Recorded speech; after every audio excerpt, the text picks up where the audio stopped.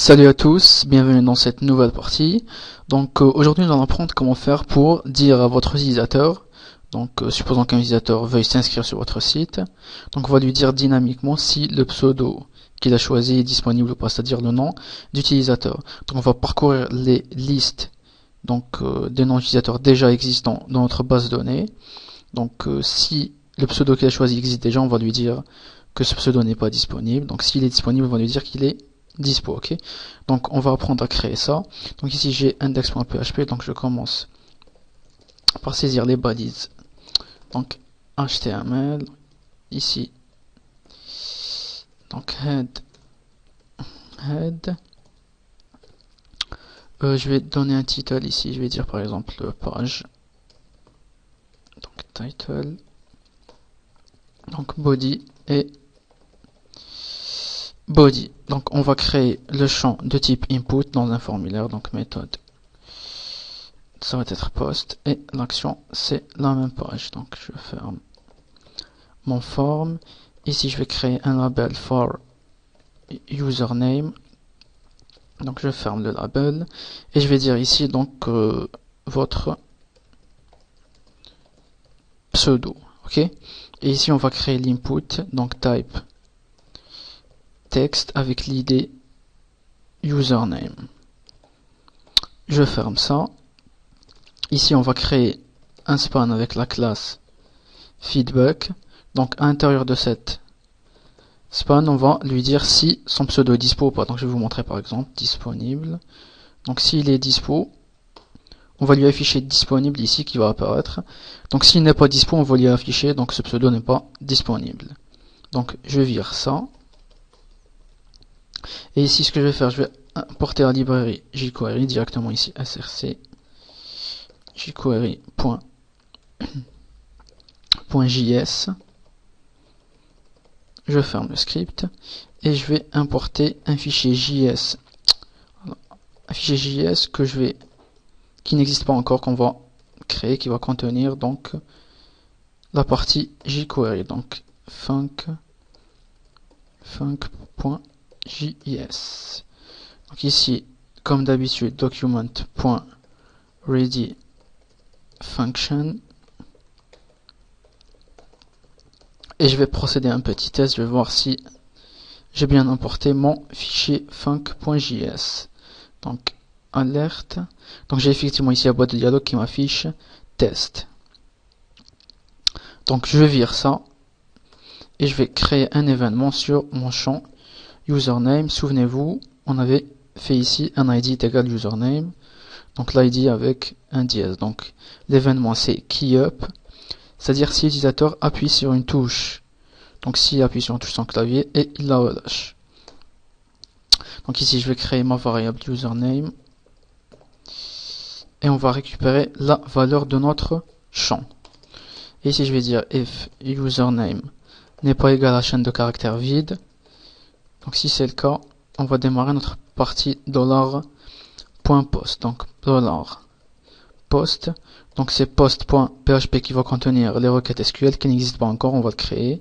Donc ici username c'est le username et notre fonction qui va renvoyer les datas que post.php aura traité. Ok, donc ici feedback, ici je l'ai appelé feedback. Ok, classe feedback, donc classe avec un point. Ici texte et les datas à l'intérieur.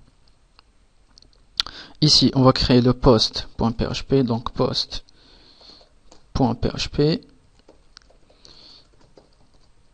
Et ici comme d'habitude on va voir si le champ a bien été saisi, donc $_post de quoi, de notre username, and donc différent d'un petit, de quoi, de idem $_post, $_post de notre username. Donc si c'est le cas, donc ici je déclare ma variable username pour que je puisse m'en servir plus facilement sans taper le $_post chaque fois. Ici on va sécuriser avec HTML entities entities et un MySQL real escape string. MySQL real escape string. Donc si je me suis pas trompé. Ok, nickel. Et ici on va se connecter à la base de données. Donc ce que je vais faire, je vais créer un nouveau fichier PHP qui va se charger de se connecter à la base de données. Je vais l'appeler connect.php. PHP. Donc ici connect est égal MySQL, ou plutôt je vais utiliser PDO, c'est mieux. Donc try, donc connect est égal donc new PDO, donc MySQL host est égal localhost, donc puisqu'on travaille en local, et dbname est égal PHP. Donc ici j'ai toujours ma base de données qui s'appelle PHP, donc on va home MySQL. Donc si j'avais créé une base de données qui s'appelle PHP, et à l'intérieur j'ai créé donc une table, donc on va attendre que ça charge. Ok, donc ici j'ai ma base de données qui s'appelle PHP, donc ici base de données, donc ici PHP, et j'ai créé à l'intérieur une table qui se nomme users. Donc elle contient déjà donc deux pseudos, ok, donc killer et gamer. Donc je les ai créés au préalable, ok. Donc ici donc dbname PHP, et donc le nom utilisateur c'est root, et il n'y a pas de password. Ici catch, donc exception pour afficher les erreurs, donc $e, donc die.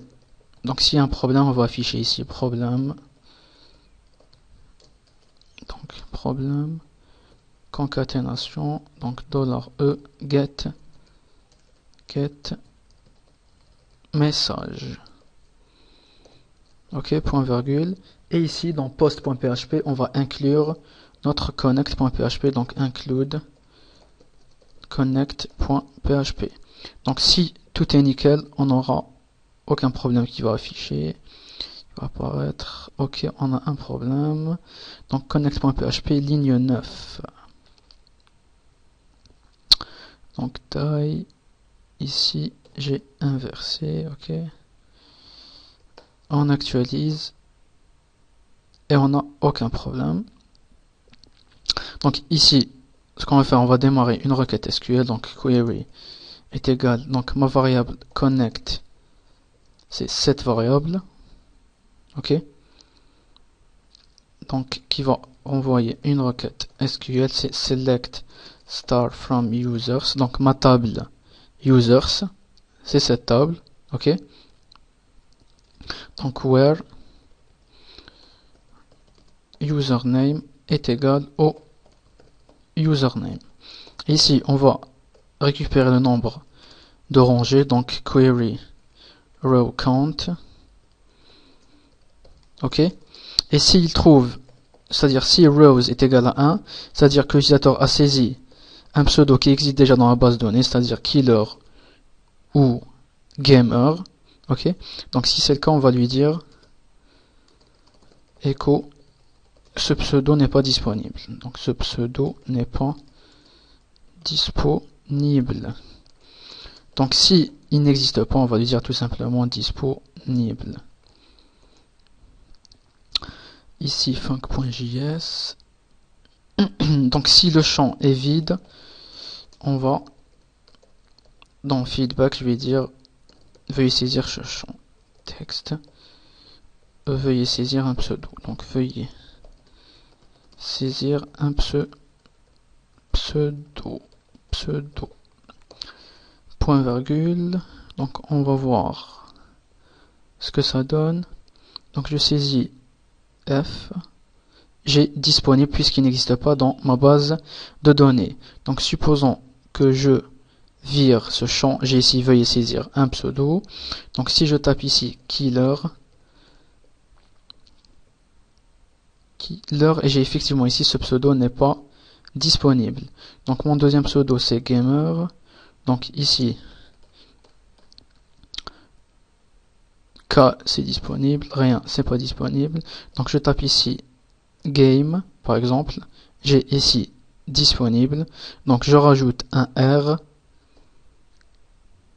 et j'ai ici donc ce pseudo n'est pas disponible puisqu'il existe déjà dans ma base de données. Donc ce qu'on peut rajouter ici, un loader, donc si vous ne voulez pas le faire, donc ne le faites pas, donc div id loader, donc img src, donc loader.gif, donc alt, on va dire contexte alternatif.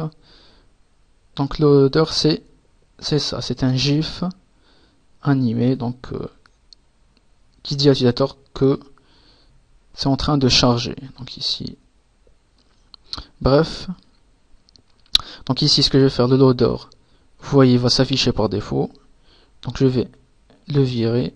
Donc si j'actualise, on voit le loader ici, ok. Donc ici via CSS on va donc le display none, donc ici style, ici il y a Internet Explorer, je vire, ok. Donc ici style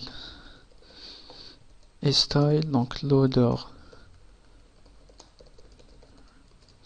display none, et dans le func.js on va l'afficher quand l'une des touches du clavier a été appuyée, donc .show, et quand le $.post a terminé sa recherche, on va le hide. Donc hide.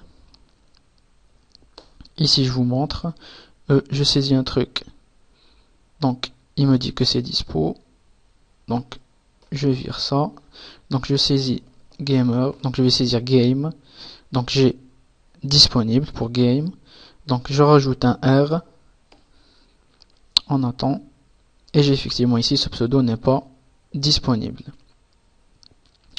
Ok, donc on a fait le tour. Ici, si je vire carrément le champ, donc je vire, j'ai veuillez saisir un pseudo, mais si je tape des espaces, il me dit que c'est disponible, donc ici j'ai rien tapé, il me dit que c'est disponible, donc c'est parce qu'on veut, on va rajouter ici un trim pour virer les espaces du début, donc username, j'actualise, je rajoute des espaces et j'ai toujours veuillez saisir un pseudo. Donc j'ai terminé. Donc si vous avez des questions, donc postez votre question en bas, cliquez sur j'aime, abonnez-vous sur ma chaîne. Donc je vous remercie, on se voit dans la prochaine partie.